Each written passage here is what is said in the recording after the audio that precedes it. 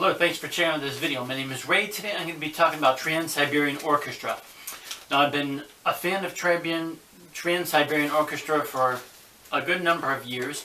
It was one of those bands that I heard of and stuff, and then I bought the CDs, then I heard about them in the early 2000s, and I wind up finding their CDs like at Walmart and Best Buy in the bargain bin. So I didn't think that they were doing anything that great or very successful, but then I heard that they were successful.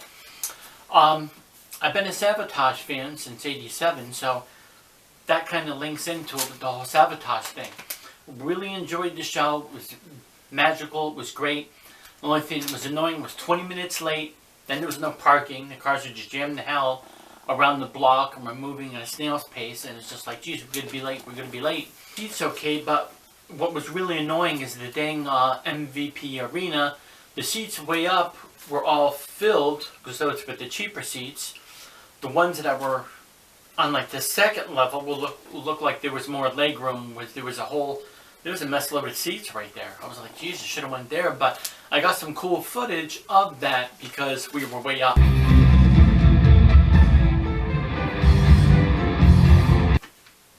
The only thing I didn't like about being way up is the seating, how the back of the other chair is like this high, and you could trip over it, and then you have like 8 inches of like walking room, if that, to be like walking in between and through people. It's really, I hated it. But I tried to ignore all that and concentrate on the show. Spectacular, awesome light show.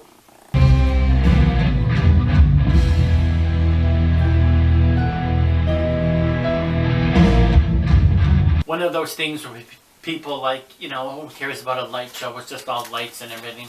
But it adds to the dimension of it, and it adds to the visual aspect of the concert. And for this concert, especially this band, Trans-Siberian Orchestra, it really showcases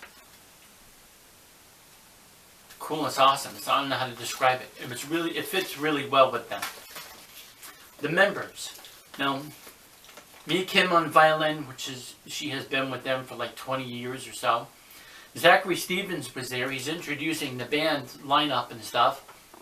And I'm like, oh, okay, these are pretty cute young girls here, ladies. And it was like, all right, they're cool, but I don't know them. Who's that guy? Is that Zachary Stevens? I was way back, and he was way on the stage, so I couldn't tell who the heck it was. But Chris Chaffee was also introducing the members of the band, said this is Zachary Stevens. So finally I got to see Zach Stevens sing one of the songs. I forgot what song he did, but he did do a song, and it was pretty good. And Jeff played on drums, who's been with them since the beginning and was a later member of Sabotage for the last couple of albums. One part I did like when he was talking about, he mentioned a little tribute to Paul O'Neill, and then of course I'm thinking to myself, aren't you going to mention the other two? But he did mention John Oliva and Chris Oliva, but he just kind of mentioned them. He didn't really get into specifics and details and stuff like that. I guess people will find out about them once they go online and check out stuff on Trans-Siberian Orchestra. They only did 2 Sabotage songs though. Christmas Sarajevo, or whatever the heck it's called. Christmas Eve Sarajevo, and If I Go Away. But I would really like to see, and I think it'd be really cool if they did Gutter Ballet or Chance. I think those 2 songs would fit perfectly within even Gutter Ballet. They would fit perfectly in with Trans-Siberian Orchestra's set list, and for the show, it would fit perfectly. One cool part of the show were Chris Chaffee and the other guy, Caffrey, were on these like platforms, and I saw these platforms and they started going up. I didn't see them strapped in at first, and they're like way up, and I'm like, holy cow, that's way the heck up. And then of course I'm looking at it, I'm like, well, there's a pole behind them, maybe they're strapped in. So when they got lowered, I noticed that the guy unreleased the strap. So they were strapped in, but they're on these 2 platforms. If you've seen the pictures, some of them come out to the stage, but this one was where it was behind like the mixing board and like towards where we were more, and it just lifted up, and it was just crazy and everything. Here's a little bit of footage of that.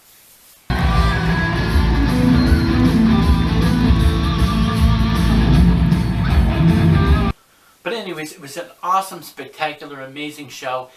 And I just wish that Trans-Siberian Orchestra would release another album.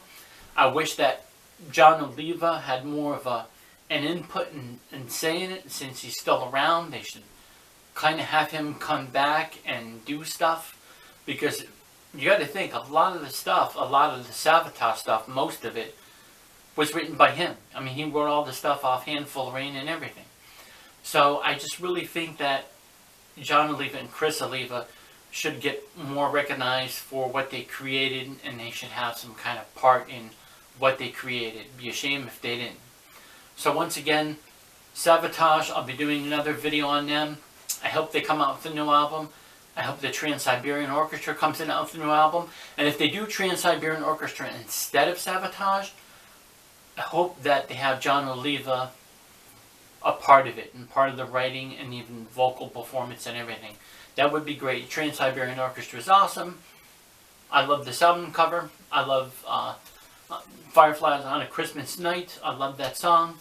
Just branching off, and they were going to do a classic orchestrated Christmas music kind of thing with heavy guitaring. I would have been like, nobody's going to want to hear that. Nobody's going to want to hear the heavy guitaring. Nobody's going to want to hear Christmas music orchestrated with electric guitar. But I'm definitely wrong about that. Grateful that I saw him. Glad that I got a shirt. And it was a great experience. And thanks for watching this video.